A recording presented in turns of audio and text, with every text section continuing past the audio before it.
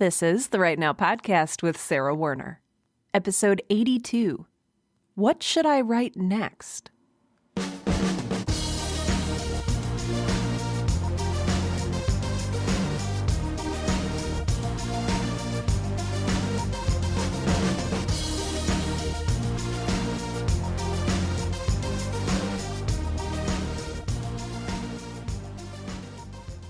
Welcome to Right Now, the podcast that helps all writers, aspiring professional and otherwise, to find the time, energy, and courage you need to pursue your passion and write.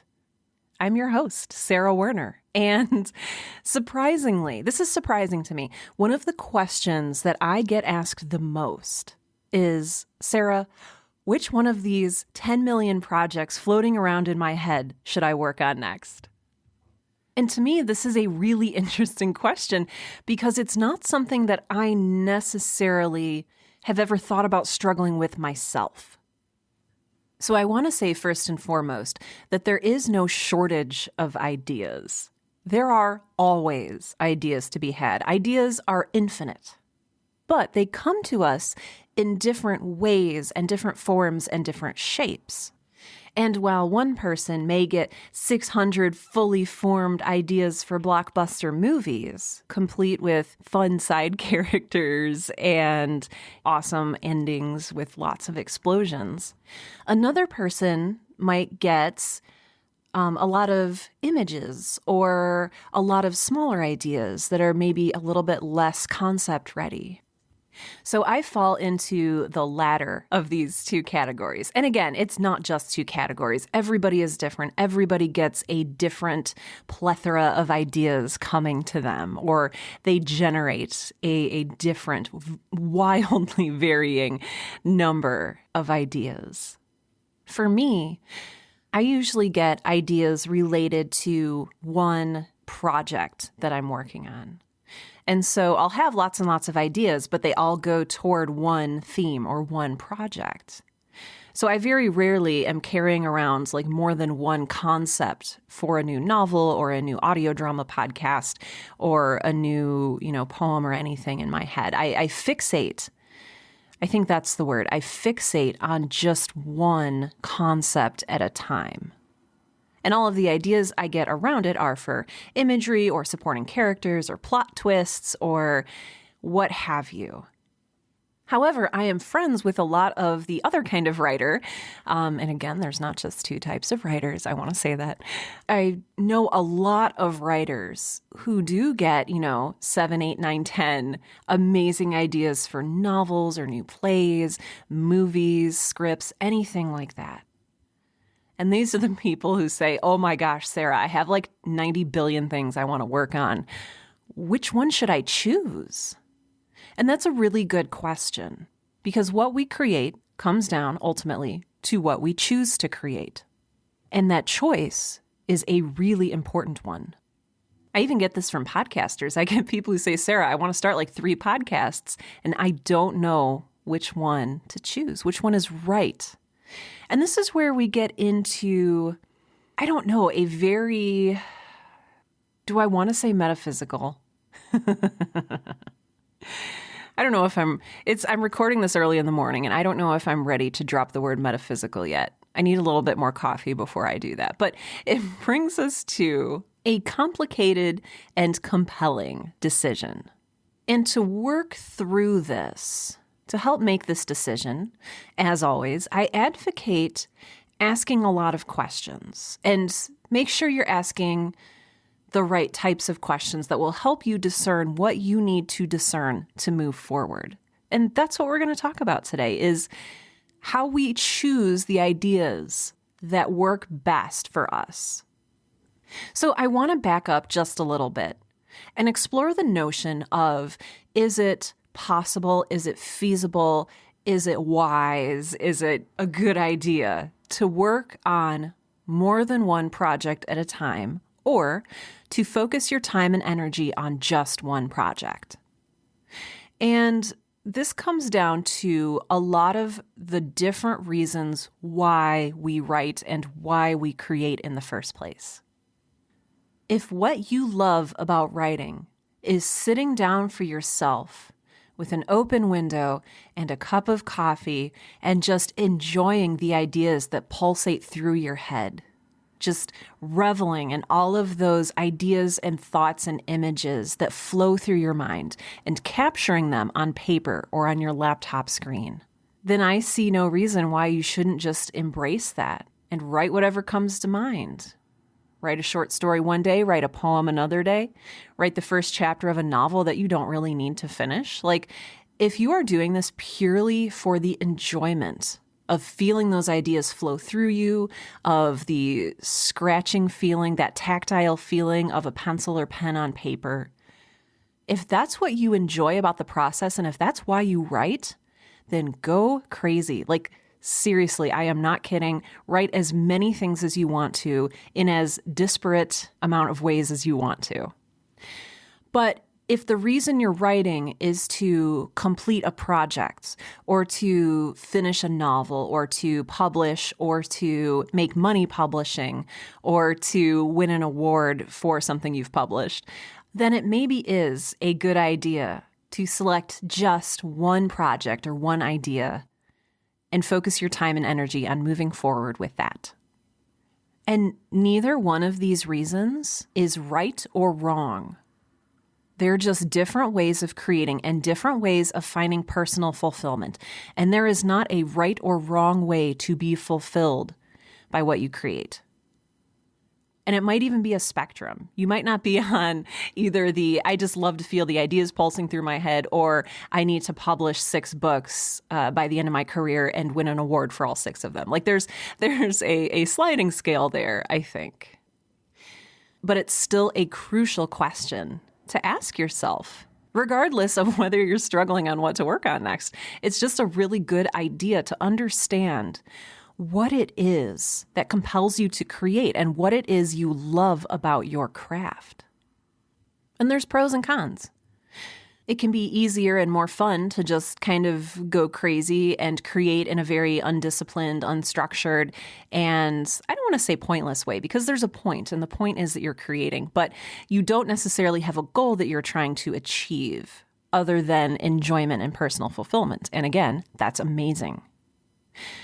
But if you are trying to produce a finished product, a finished project, then it's maybe a good idea to pick one idea at a time. Move forward, finish it, move on to the next idea. And again, I feel like these are all very intangible, theoretical concepts. But generally, if you want to finish something, you need to focus your time and energy into finishing it and focusing on it and dedicating time and energy toward it. A lot of us say, oh yes, I can multitask. But really, our brains can focus on one thing at a time. I know a lot of writers who write with the TV on or write with music with loud lyrics, and they can do that because they're not focusing on the TV show or the lyrics. They may hear them every once in a while, and they may enjoy having that as sort of a back channel for thought. But really, we can focus on one thing at a time, and we need to choose what it is. We have to decide what it is that we want to focus on. Now, this is not to say that you can't have side projects. I want to spend some time here talking about side projects because this is important. I usually have one core project going, and that's what gets my time and energy and focus and thought. That's what I go to sleep thinking about. That's what I wake up thinking about. It's what I give my mind to chew on while I'm sleeping. But as you probably have experienced for yourself, often a creative project can get frustrating.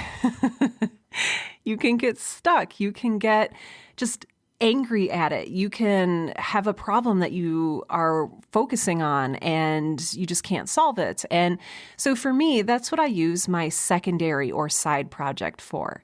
And it's not something that I have told myself I'm taking seriously.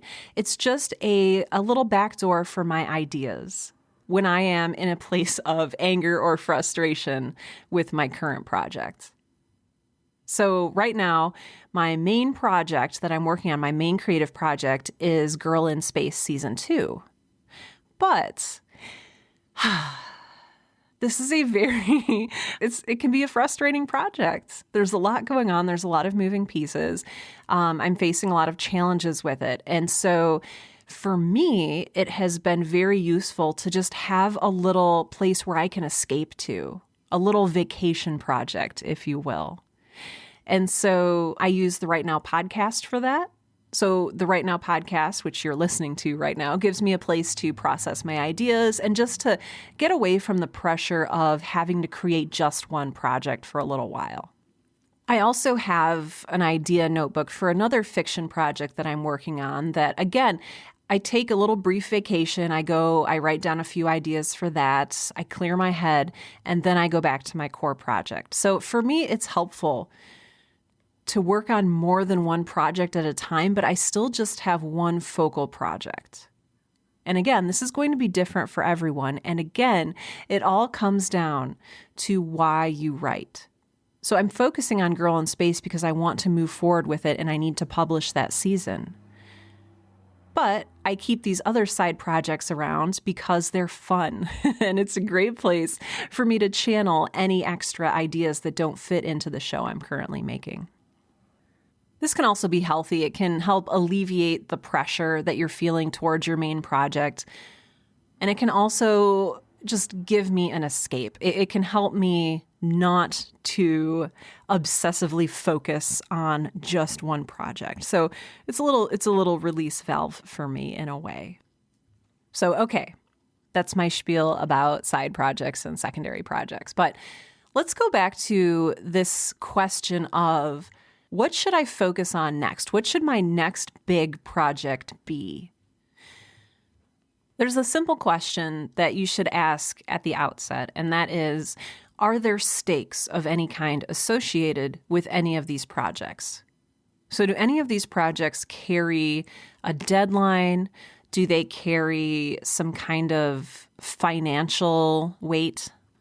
Will one of them significantly affect the success of another one? Is there a certain order that they need to be done in? So what's at stake? Are all of your projects equally pressing? So this is a very simple example, but if you have an idea for a 7-book series, you might want to start with book 1. Similarly, if you've been contracted to write a book, and you also, have some ideas for other projects, and you have a deadline for the book you've been contracted to work on, I would suggest that you move forward with your contracted book. You finish it by the deadline, and then you can work on some of your other stuff. You can maybe even have some of your other projects as side projects for escape, for, whenever you're not 100% focused on that main contracted project. Now, if all of the project ideas are equal and you're sitting here looking at, you want to create maybe a short story about werewolves, but you also want to write a novel set in 18th century France, and you also have a really cool idea for a video game that you want to write, and then you have like 6 other novels that you also want to write, and they're all sort of on equal footing. There's no deadlines for any of them. There's no payment involved. There's no contract. How do you make that decision? You've decided you want to move forward with a project and you want to finish it. And that takes a lot of time and focus and energy. And I think when faced with a lot of different perspective projects, each of which takes a lot of time and energy, we want to be very careful about which one we choose. Because I think a lot of us are afraid of wasting our time or of spending a significant amount of time and energy going down the wrong path. Now, sometimes, I hate to say this, but it's true. Sometimes we need to go down the wrong path just to understand that it is the wrong path. I have done this many times.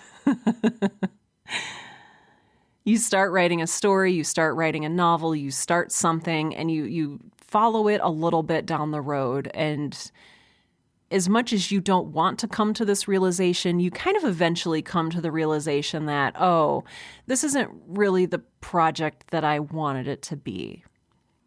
And then you're faced with the decision of, do I start over or do I just start a different project? Or do I try to salvage this one? And I feel like that's a completely different topic for another day, is what to do when you write yourself into the ground a little bit. And actually, if you go back into the Right Now podcast archives, I have an episode on how to write yourself out of a corner that might be helpful if this is something that you're struggling with. So just a little note there. But you're faced with 6 different novel ideas. You have 2 different podcasts that you want to start, and you're not sure which one you should work on. A great question to ask yourself at this point is, and this is going to sound maybe a little silly, but I want you to ask it and I want you to answer it seriously. Which one of these sounds the most fun? Which one of these sounds the most fun? And you're like, Sarah, what are you talking about? Fun? I'm a serious writer and I have serious things to write. What are you talking about? Fun? When you're having fun creating a project, when you are in love with a project, when you are passionate about a project, the audience can tell, and your momentum is different. I advise people to work on the thing that seems most fun to them because we've all been in the soggy middle of a project where you're frustrated and you just want to give up and you just, oh, I hate this and I hate myself, and you're just not in a good place. If you're working on something that you didn't really want to work on in the first place, it can be really easy to give up or to lose your momentum. But if you're in that soggy middle of a project that you love, then you can close your notebook for that day, you can close your laptop, go to bed, wake up the next morning and remember why you're in love with this project and move forward again. It's so much easier to retain your momentum for a project that you love, for work that is fun, for work that makes you feel good. I ask this question because we often have should projects. And these are projects that we feel we should work on. Now, again, if you are being paid to do something, if you are under a contract or a deadline to finish something, then you should do that project. That is a should project that you should do because you are contractually obligated to do so.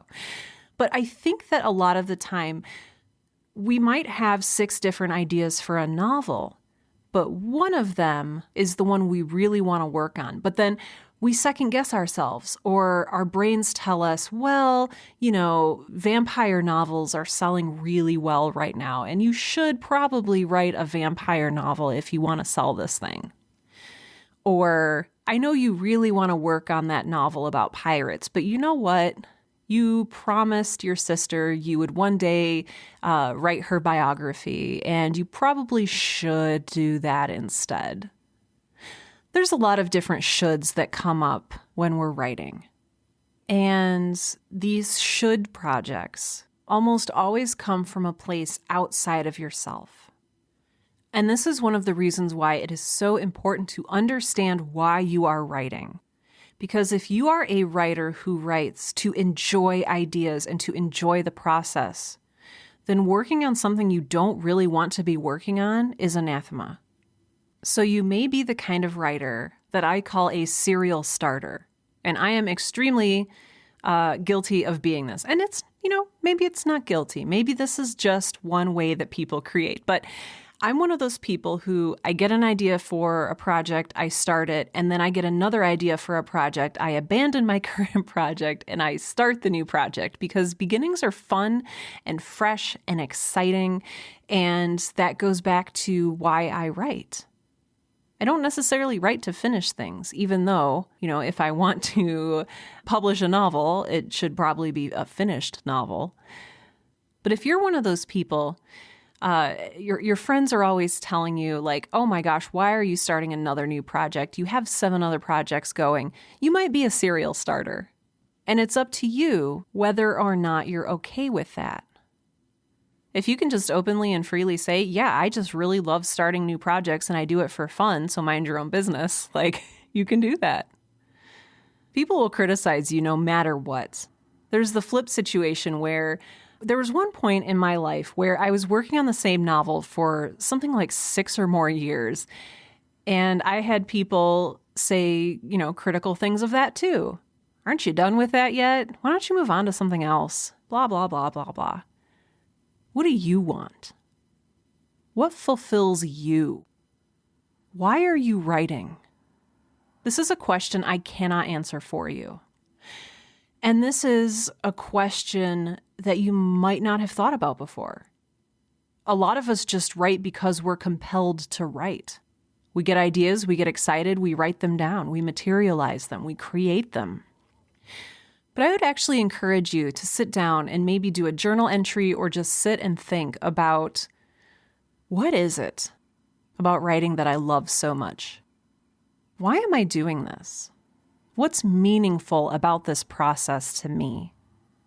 If you love starting novels, and if you're okay not finishing them, then I don't see a reason why you shouldn't just start 1,000 novels. Like if that's what is fun and fulfilling for you, then do it. There's no rule that says once you have an idea for a novel, you must finish it. If that's not fun for you, and if fun is the reason that you're writing, then don't do it. Now, you may have regrets later in life, like, wow, I spent my whole life writing and I don't have a published book to show for it. But it's up to you whether or not that's important to you. It's up to you whether or not having a finished published work is a goal for you. Now, if you ask yourself the question of what's most fun, and you just absolutely have no idea because every single idea seems equally fun, then start down a few different paths. Give yourself a limited amount of time, so 2 weeks, and say for the next 2 weeks, I'm going to just write as many of these project ideas. I'm going to start as many of these as I want to, and then tell yourself, set a calendar reminder. At the end of these 2 weeks, I'm going to pick the one that's developing in the best way, or I'm going to use some kind of rubric to decide which one I'm going to move forward with. Because sometimes we just need to start going down a path to realize whether or not it is the right path for us. And maybe you'll select one as your main project or your core project, and you'll select another one as your side project to kind of doodle around on when your main project gets really frustrating. All I know is that it is important for us to write. It is important for us to create. And nobody but you gets to establish the reason why you're doing this. Nobody gets to tell you you're taking too long on that novel, or you have too many projects going at once, or anything in between. These come from, probably very loving and well-meaning places. People want to see you accomplish what they want to see you accomplish. So somebody maybe has a vested interest in you publishing a novel, but that's their interest. That's not necessarily your reason. Other people's expectations for us and other people's desires for us, they may be rooted in goodness and love, but that doesn't mean that we're obligated to them. As a people pleaser, this is a really hard thing for me it's been a long journey for me to understand what other people's expectations are for me and what my own expectations are for me and how they're different and what I am allowed or permitted to follow. So what do you want?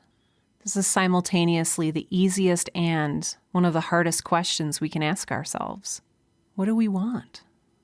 Hopefully today's episode has given you a little bit of guidance as to how to start parsing that decision, how to start making that decision. And honestly, a lot of writing is experimentation. A lot of creativity is experimentation, and we need to experiment with what works and what doesn't. And that's okay.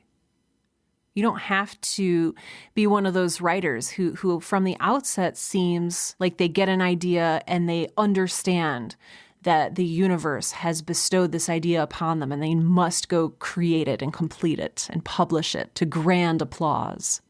It's not like that for me. Maybe it is for you. It's not like that for me. I don't just get up one day and inspired to paint the Sistine Chapel and just like go do it. There's a lot of false starts. There's a lot of hemming and hawing. There's a lot of moving forward with uncertainty. There's a lot of outside pressure and expectation. But at the end of the day, if you can ask yourself, is this what I want to be doing? Is this fulfilling me in the way that I want to be creatively fulfilled? That answer will say a lot. I want to give a very warm and grateful thank you to all of the people who support the work that I do here at the Right Now podcast, especially those who give financially to help me cover costs for the production of the show. These people give their money on Patreon, which is a secure third-party donation platform. And you can give $1 per episode. You can give $10 per episode. You can give as much as you want or as little as you want per episode. Every single dollar you give goes towards the production of the show and helps me create the Right Now podcast and inspire writers all across the world in doing so. So I want to give special thanks today to Amanda King, Amanda Dixon, Julian Vincent Thornburg, Lori, Leslie Madsen, Michael Beckwith, Regina Calabrese, Sean Locke, Susan Geiger, Tiffany Joyner, Leslie Duncan, Maria Alejandro, Rebecca Werner, and Sarah Lauzon. Thank you all so much for your generous support of the Right Now podcast. If you are listening and you are not yet a patron on Patreon, this is something that's very easy to do. You can go out to patreon.com, that's patreon.com/Sarah Ray Werner, all one word. That's SarahRheaWerner, or you can simply visit the show notes for today's episode and click Help Support This Podcast. Speaking of show notes for today's episode, if you would like to read or reference or go back to any of the ideas I've shared here today, you can access both my show notes, which are a summary of today's show, sort of like a blog post, or I am now offering full transcripts for every single episode. And that is an actual transliteration, an actual transcript of every single word that I say here on the show, no matter how silly it is. So you can find all of those out on sarahwerner.com. That's SarahWerner.com. And you can navigate to the latest Right Now podcast episode and find the show notes there. If you have thoughts about today's episode, you can also, underneath the show notes for each episode, there's a comment section. And I love hearing your comments. I love hearing your feedback. I would love to hear about all the projects you are struggling to choose between right now. If you would like to share your thoughts with us, I absolutely love seeing those. And I do see and respond to every single comment I receive out at sarahwerner.com. So go check out the show notes for today's episode. You can stream the episode there. You can read the full transcript. You can leave comments. You can, I don't know. I don't have anything else to say after that. So yeah, visit my website, check out the show notes, and let me know your thoughts. Let me know what works for you when you're choosing what project to work on next. And with that, this has been episode 82 of the Right Now podcast, the podcast that helps all writers, aspiring, professional, and otherwise, to find the time, energy, and courage you need to pursue your passion and write. I'm Sarah Werner, and I'm going to go work on something for fun.